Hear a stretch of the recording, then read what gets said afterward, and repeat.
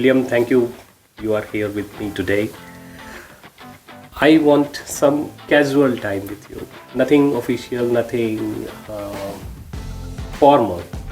But I'm so impressed with the way you work, with the passion you have. So now I have few questions, and I will see how many of those things I can take from you and I can implement on myself. But it is just for my learning. Nothing professional here. Because in my childhood, we have also seen cows. But we never thought the way you look at cows. You look for their comfort, everything. Or maybe you have more knowledge, and that's why today you talk like you understand cow. So initially, my first question will be, at what age you realized that you should be in this profession? I was born between cows, so my parents were milking cows. Okay. But I always looked for a way out and go to a university. I was the first one in the family to go to university and to get a bachelor degree. It was in animal husbandry, but I was preparing to have a job off the farm. So at least I did that. Okay. But I didn't get away from the cows. So, right. So that's nice actually. Yeah, but I'm not milking cows. I don't have to wake up early morning, and that's one of my weak points. So okay, I made progress. Okay. But but what was your age at that time? I mean, when you asked your parents that you want to enter into this, you want to get the qualification and then you want to start your career in this profession? They actually pushed me to go to agricultural college because they were thinking, and my father was quite an advanced farmer, one of the first people to milk in the milking parlor. He was thinking that you would need a college degree in the future to manage this and to keep on improving. So he was happy, and he was preparing me to join into the farming business with my brothers. Okay. How many brothers you have? I have 3 brothers. And then they are all working in the farm, and one is doing milk processing and selling. So we are very much this Indian type of conglomerate, having cows, making cheese and yogurts, and then selling it to shops and customers. Okay, and your brothers are elder to you or younger to you? I have one older brother and then 2 younger ones. Okay. But we are all very close. Okay, all right. Actually, in India, these days, if any student or any, we can say, any child, he wants to get into this profession, most probably his parents will say no, don't enter into dairy farming, because they feel that dairy farming is very difficult and not a very profitable business. Rather, they will push him to go for some computers or automobile industry or some other giant companies, they will say. So it is really different for me to see that you are from Holland, and in Holland, it is, everybody knows that Holland is far ahead in dairy farming, but Holland is also progressive in other industries also. There are so many other industries in Holland, but still people are preferring dairy farming in Holland. That is no. When I was going to school, they said, oh, farmers, they smell, farmers, they're dirty. There has been a time when people move towards the city, and they have that first impression that we make much more money in the city. They're looking down on the people that are remaining in the countryside as less educated, less rewarded. But at a certain stage of a country, I think Holland has passed that, people think, what am I doing in the city? I have no greenery, I have no air, I have no space for my children. And people are dreaming to go back to the farm. And at some stage it will reverse, that people said, okay, now with COVID and working online, yes, people said, oh, why do I stay in the city? What options do I have to go back? What type of employment is there in the countryside? I think it's a pendulum, it swings back again. So for a long time, farming was not sexy. Yes. And I work in many countries, and I've seen that trend is quite similar. Even in China, with millions of people moving to industries, manufacturing. Right. But now, People also thinking unemployment is already creeping up for a while under the young population. Yeah. People saying, wait a minute, but the salary is lower in the countryside. okay. But now they've been back and said, but the cost of living is half. exactly. So Exactly. money is not everything. Cost of how much do you spend is something, and how much air do you have is something. There is different values in life than money. So now health is Health. that is another wealth. Yeah. Correct. So I hope for India that is the same, that one day people realize that respect the people that produce your food. Food does not come from a factory. Yeah, we are waiting for that. Yeah. It will come for sure, but we don't know when. Currently, most of the people are running after artificial life. Look, the food you eat in the city makes you sick, and the doctor gives you medicine. You should talk first to the people that produce your food and eat the healthy food. You don't need the doctor in the first place. It is something that you need to believe in, and it's really true. Disease comes from wrong nutrition, and we're treating it by doctors. We shouldn't treat it by nutritionists. Correct. But by the way, I have observed that whenever you talk to somebody, you always talk about cows or welfare of cows. I mean, you even from breakfast till dinner, I have seen that is the only topic with you. I have never seen you two talking about any other, like we listen to music, or sometimes we just talk anything to relax ourselves, chit chat. But your chit chat is also about cows. No, So- I go biking, I have kayak, I go kayaking, I do things with friends as well, but yeah. Then we try to avoid cows. Right. So does it happen when you are with your family also? I mean, you talk only about cows? No. or We with have family. You have some other with priorities. my son, we talk about football. So we talk about football. We talk about food. Because I live in Thailand, so there is a lot of different hobbies to do in Thailand as well. So Yes. Right. no. At home, I need to switch off. I really need it, but it takes me a few days to switch off. And what will happen if you don't switch off? Then I burn up. Then I burn out. Okay. Health is important. Sometimes you work, Yeah. and with traveling, the work is heavy. It's not heavy, but in the end, your head gets tired.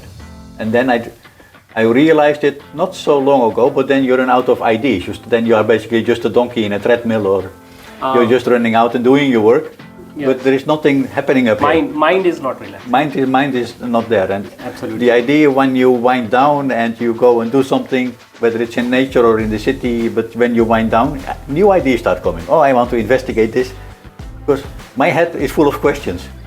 Not only questions, you have so much to tell also. Yeah, because there is a question, then I have the time, or I make the time to investigate, to read, to study. Yeah. Because there is not much. Okay, the internet is big, but there is a lot of things studied on cows, and I think I read most of it. Right. Yeah. Do you like reading books also? I mean, other than dairy farming. When I was young, I was reading a lot of books, but somehow, somewhere with the introduction of the internet, it has stopped. Yes. I do read stories, but it's mostly online. But you As I said, one day I will retire. I have those things that I need to try again. But you still read articles, right? Yes. News articles, or what is happening around the world. Yeah. Okay, so something is still happening other than cows in your life. Okay. No, I'm very much into this. It's related to agriculture, but it's about growing food, regenerative agriculture. It's about human health more than animal health, but your own health, and how can you live in a healthy way and take care of yourself. That is a topic that I like to spend time on, but and we have a little bit of land, and I'm planting a food forest. I'm working on those type of things. Okay. It's another project. it's a phase 2 of life, or Yeah, phase yeah, 3 maybe. of life, we can say. So phase 1 is when we are into education. Yeah. Phase 2 is when we are into profession, and phase 3 is when we are doing the things which we could not do during to profession, right? Exactly, and this planting a forest is something that you do for your children or maybe for your grandchildren. That is something that is a much longer term plan. Yes, absolutely. You have been to many countries, I think almost every continent of this world. And having said that,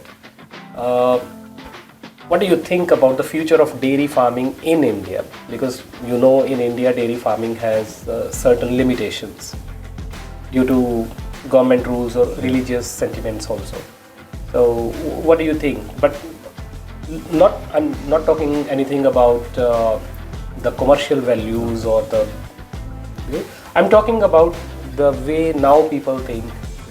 Yeah, but let me give an example.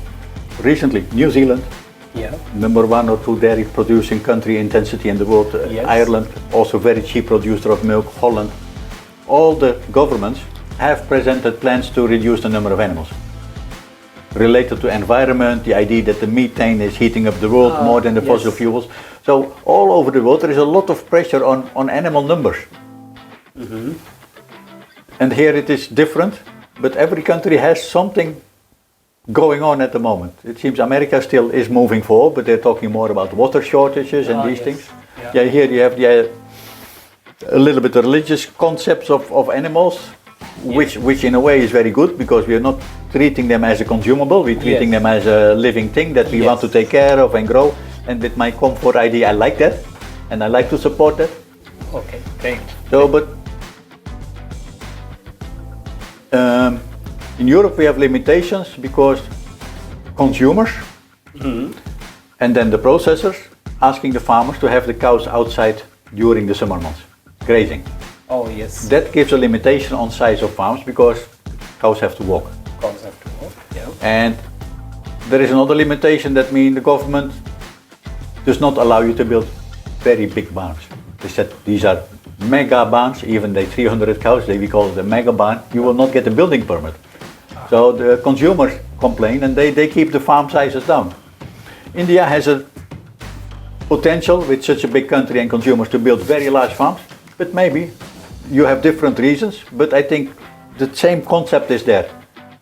Consumers like to keep the farm small because they feel that in a smaller farm the cow has personal attention more than in a farm with 3,000, 4,000, 5,000 animals. So maybe that's another pressure to keep the farm small. Doesn't mean that it cannot be more efficient or produce the same quality or the same volume of milk per animal. A family farm can be as productive, as efficient as a large entity. Okay. So it's just a different concept of farming, but they will live side by side. So you believe that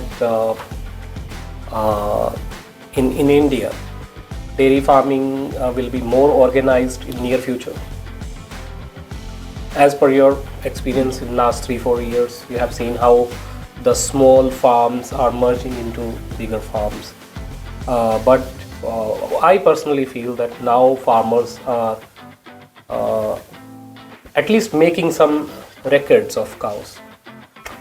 Previously there was no record, it was just milk, and that's all. They were not sure how much milk the cow is giving. But now I'm traveling this part of the world, say in Southeast Asia, for more than 15 years. And I've seen countries like Vietnam, Thailand is ahead, Indonesia, India. They go from hand milking and walking the milk to a collecting center, to bucket milking, and they're having a bicycle or a motorbike. Some farms now they have a car and bring the milk to the collecting center, and then they will have a parlor and a cooling tank and they grow up. And every country is on that pathway. The farms slowly get bigger because there is an expectation of income. And 2 cows, maybe 20, 30 years ago, could give you an income because the expectation of salary is very low. Today the expectations are higher. The next generation has more expectations. Yes. The profit per animal will not increase. Right. So you need to become more efficient. You need to use more machinery, mechanization, automation. The farm has to become bigger to meet the expectation of income for the people.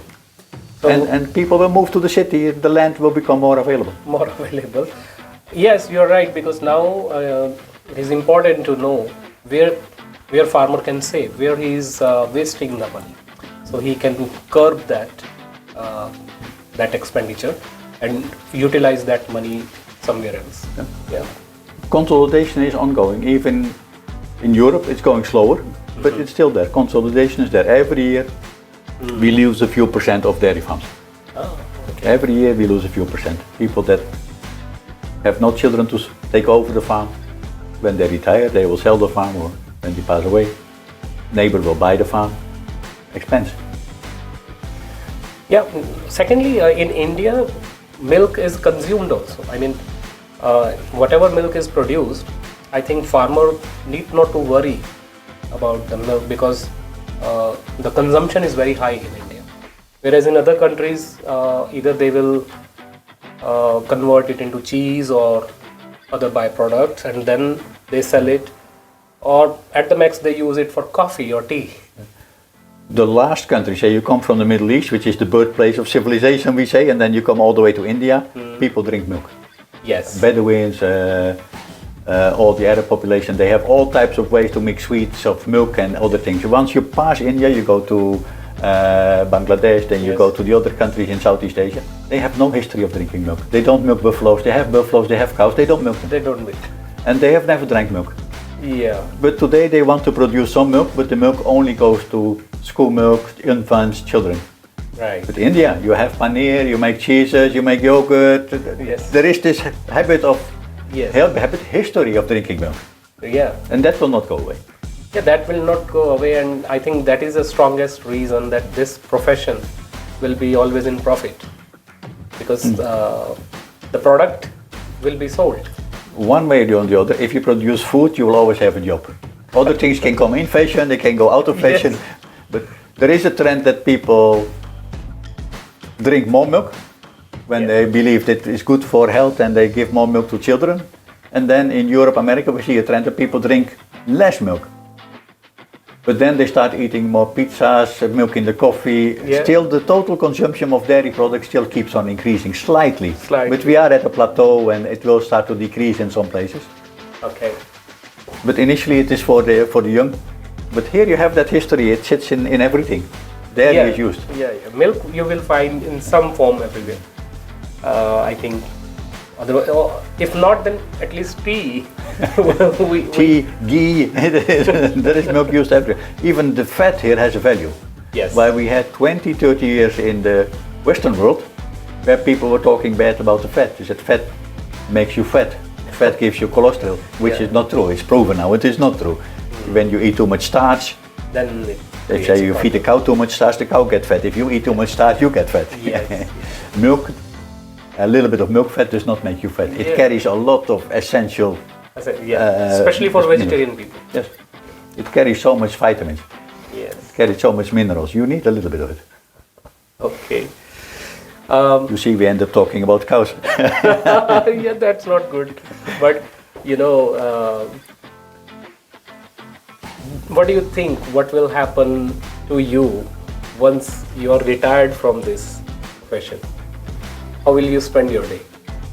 I'm going to test that, and I don't know. You don't know. But that's why I'm going to do a test run. And if I don't like it, I can always go back and work a little bit more, because I'm still healthy enough. But I decided that I want to test this. I don't know what I will do. I know I want to go swimming and diving and snorkeling and do a couple of other things. But long term, how I feel the day, I don't know. That's the next challenge in life. But if you cannot say goodbye to what you have done, then you'll work till you die. And that is not my idea either. I want to investigate now. Oh, so you are just giving a trial. I'm doing a sabbatical kind of thing, just to try. Okay, well, all the very best. And I believe you will still come back to the same industry with the same passion. Mm-hmm. But not 40 hours in a week. A little bit less. Yeah, a little bit. Slowly, slow down. You have to move into retirement slowly. I believe you should not do it suddenly. Of course, it should not be a jerk. It should be a transition. Okay, thanks a lot. It was a very nice talk. All the very best. Okay. Thank you so much. Thanks.